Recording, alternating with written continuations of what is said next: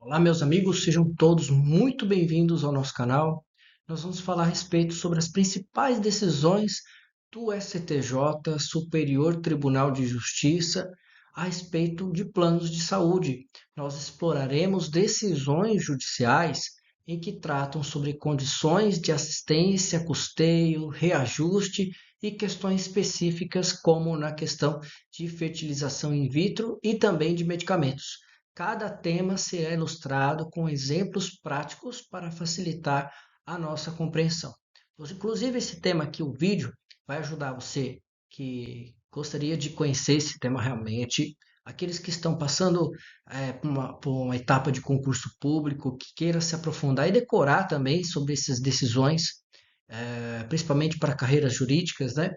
E também para a sua vida acadêmica e profissional. Então, vou tentar, da melhor forma possível, neste vídeo, trazer com mais brevidade no aprendizado para que a gente consiga sairmos juntos vitoriosos nesse conhecimento, tá certo?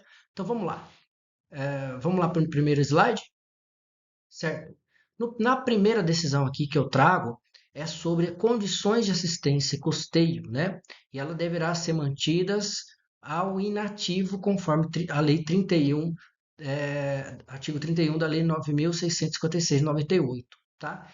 Esse tema 1034 do STJ, ele estabelece que os beneficiários inativos, eles têm também o direito à manutenção das condições de assistência e de custeios do plano de saúde, desde que assumam o pagamento integral da contribuição.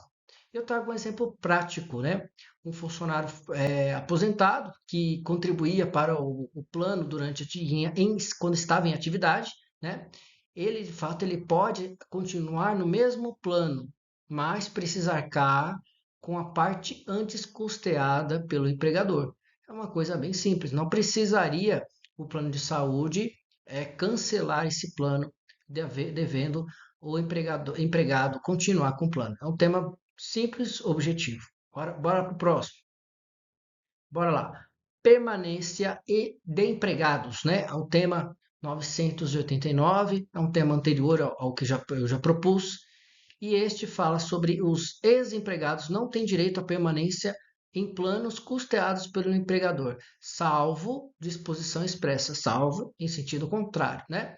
Esse tema, o STJ decidiu que aposentados ou demitidos sem justa causa não podem permanecer em planos coletivos custeados exclusivamente pelo empregador, não é?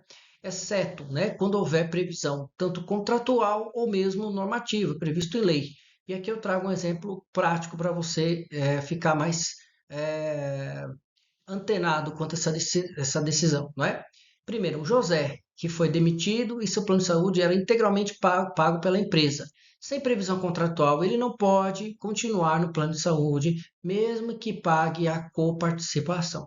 Acabou. Não tem previsão contratual, muito menos legal. Bom, agora é um tema já voltado à área do direito da saúde, né? Então, nós temos o direito ao plano de saúde e também o direito da saúde. Aqui, o tema 1067 do STJ estabeleceu sobre planos de saúde, né? Os planos de saúde, eles não são obrigados a custear a fertilização in vitro, salvo quando houver previsão contratual, tá?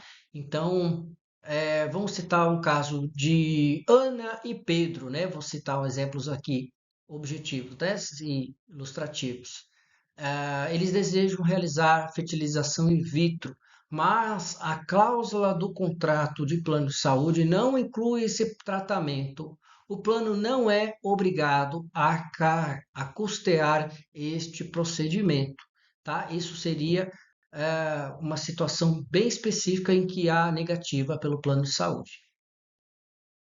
Próximo tema, na questão de coparticipação em internação psiquiátrica.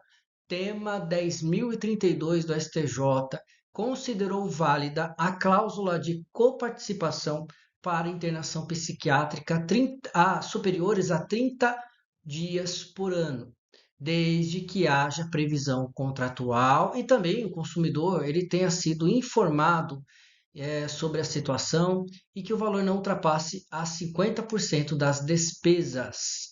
Você não entendeu nada que eu estou falando? Beleza, vou citar um exemplo prático aí para você. Um paciente com depressão grave, permanente, internado por 60 dias, né? É situação muito simples. Se o contrato prevê a coparticipação de 30% e o consumidor tiver informado, essa cláusula é válida. Não tem discussão. Decisão do STJ. Bora lá para o próximo. Medicamentos sem registro na Anvisa, tema 990. Claro que nós temos também lá o STF também tratou a respeito sobre essas questões de medicamentos sem registro na Anvisa, né?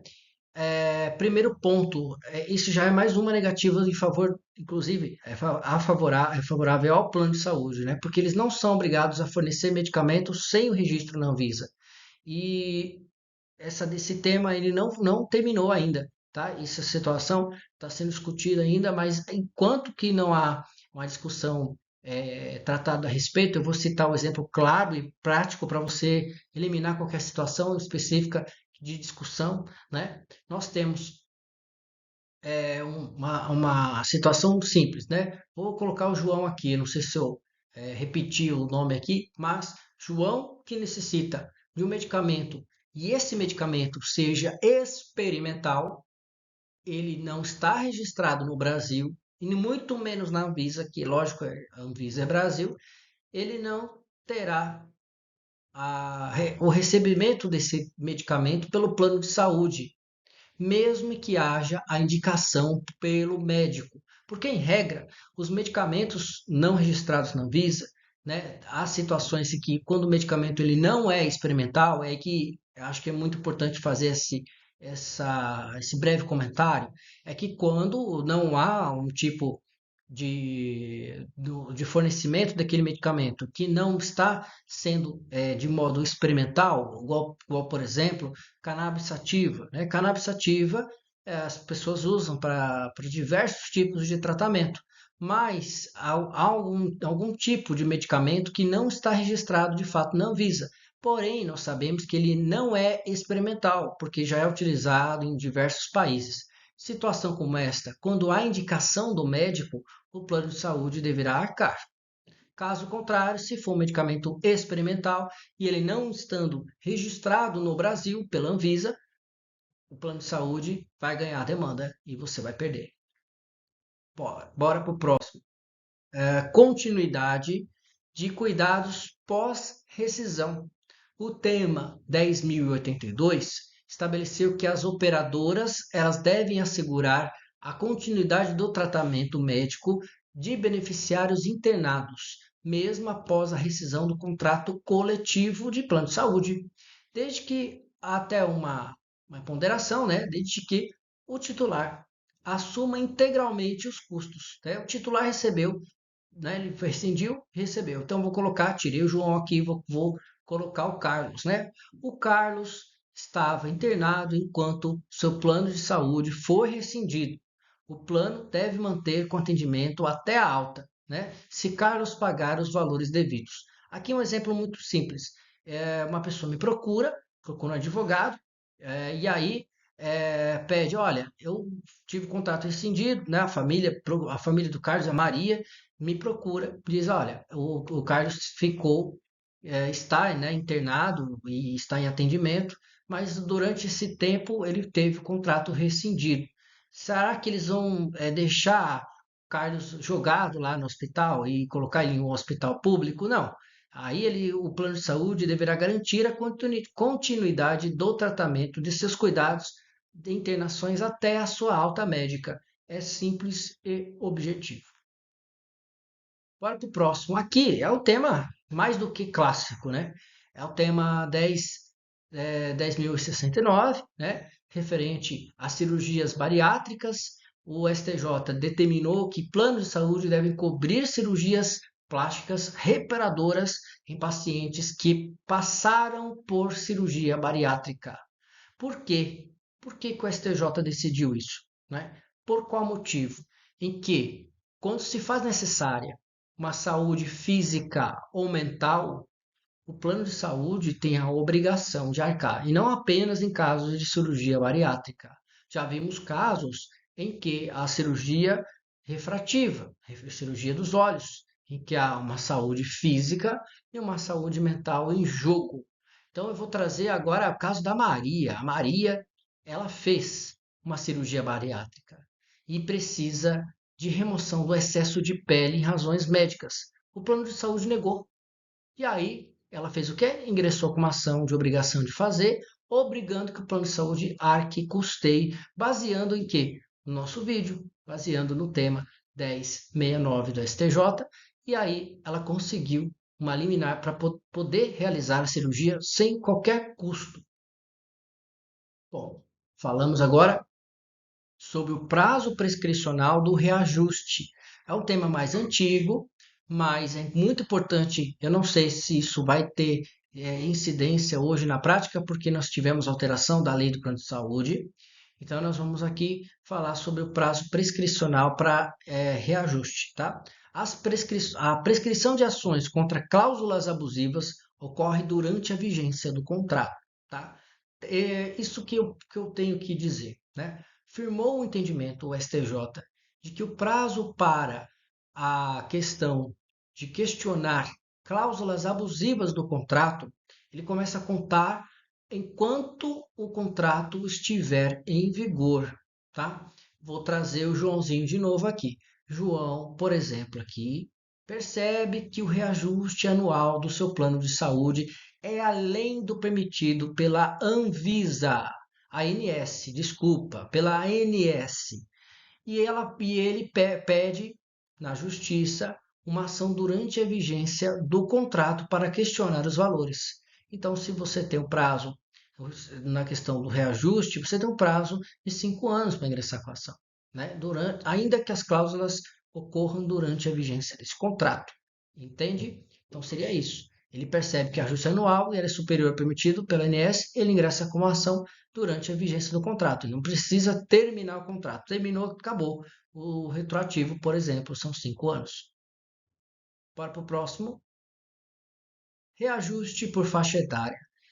Esse tema, inclusive, são dois temas, né? São duas teses aí principais, a 1016 e a 952.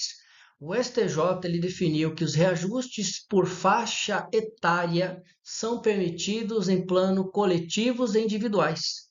Só que tem um porém, tá? Desde que previsto no contrato e que respeitem critérios de transparência. Vou chegar pertinho de você, de transparência. E não sejam o quê? Não sejam desproporcionais. Desproporcionais. Eu vou trazer um exemplo claro e típico do caso de Ana, tá? A Ana, ela tinha um contrato que previa o aumento e ele era proporcional. Esse reajuste que teve em favor de Ana, ao completar 60 anos de idade, ele é proporcional e válido, porque estava com previsão contratual e aumentava, tinha este reajuste anual. Não há questionamento em relação a isso. Porém, a discussão que se tem é que quando há o critério de transparência, o desrespeito ao princípio da transparência, como por exemplo aqui, no caso de Ana, ao completar 60 anos, não tendo relação contratual dizendo quanto é o percentual mínimo, que aí você consegue, por meio de cálculo simples, verificar que houve aumento de 2024 para 2025, quando alterou esse reajuste para 50%. Numa situação dessa, tem que ingressar com a ação. É o caminho. Não vai ter outra opção. E pedir também o retroativo, a devolução dos valores pagos a maior. Tá certo? É isso. Em breves conclusões aqui, eu analisei pelo menos algumas decisões, né? Os julgados analisados demonstram como o STJ ele busca equilibrar direitos de consumidores e deveres também das operadoras de planos de saúde, assegurando que os contratos sejam claros, justos e ainda respeitem a legislação em vigor, né? Considere aqui, caso que um paciente que tem um tratamento contínuo que enfrenta problemas de reajustes ou negativas de tratamento, né? Então, são situações em que garantem os meios de se buscar seus direitos, enquanto as operadoras têm diretrizes claras para seguir e evitar também litígios judiciais. Bom, vou encerrar esse vídeo agradecendo você que nos assistiu, nossos 15 minutos. Se você gostou, curta, compartilhe, comente e dá o seu comentário. O que você achou dessas decisões que nós trouxemos? Um forte abraço e vejo vocês nos próximos vídeos.